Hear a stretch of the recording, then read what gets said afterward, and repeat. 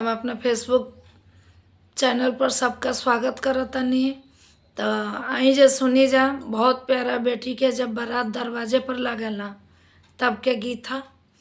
तो सुनी जे कैसन लगता। अब भर भर के कमेंट और शेयर जरूर करे, लाइक भी करे। तो नमस्ते, प्रणाम। आपन खोरिया बहारिए अपन पापा, अपन खोरिया बाहरिए अपन पापा, अवतारे दुल्हा दामाद ये लाला, अवतारे दुल्हा दामाद ए लाला।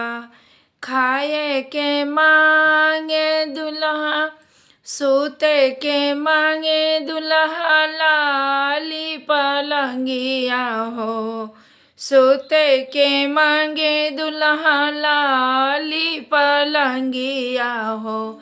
लड़े के मांगे माए दान ये लाला, लड़े के मांगे माए दान ये लाला।